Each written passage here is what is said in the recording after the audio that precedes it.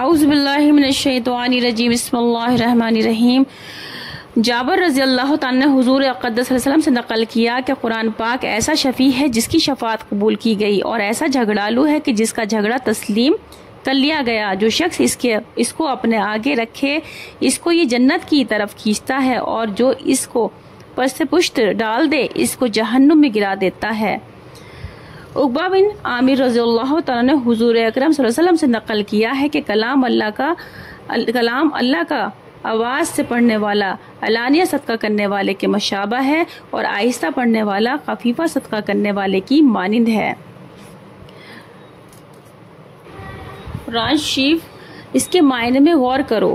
توریت سے احیا میں نقل کیا گیا ہے، حق سبحانہ و تقدس ارشاد فرماتے ہیں، میرے بندے تجھے مجھ سے شرم نہیں آتی؟ تیرے پاس راستے میں کسی دوست کا خط آ جاتا ہے تو چلتے چلتے راستے میں ٹھہر جاتا ہے، حلق کو بیٹھ کر غور سے پڑھتا ہے، ایک ایک لفظ پر غور کرتا ہے۔ میری کتاب تجھ پر گزرتی ہے، میں نے اس میں سب کچھ واضح کر دیا ہے، بعض اہم امور کا بار بار تکرار کیا ہے تاکہ تو اس پہ غور کرے، اور تو بے پرواہی سے اڑا دیتا ہے۔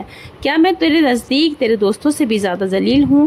اے میرے بندے، تیرے بعض دوست تیرے پاس بیٹھ کر باتیں کرتے ہیں، تو ہمیں تن ادھر متوجہ ہوتا ہے، کان لگاتا ہے، غور کرتا ہے، کوئی بیچ میں تجھ سے بات کرنے لگتا ہے تو اشارے سے اس کو روکتا ہے، منع کرتا ہے، میں تجھ سے اپنے کلام کے ذریعے سے باتیں کرتا ہوں اور تو ذرا بھی متوجہ نہیں ہوتا۔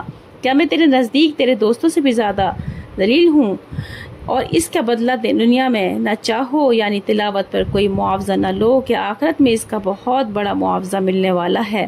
دنیا میں اگر اس کا معاوضہ لے لیا جاوے گا تو ایسا ہے جیسا کہ روپیوں کے بدلے کوئی شخص کوڑیوں پر راضی ہو جاوے۔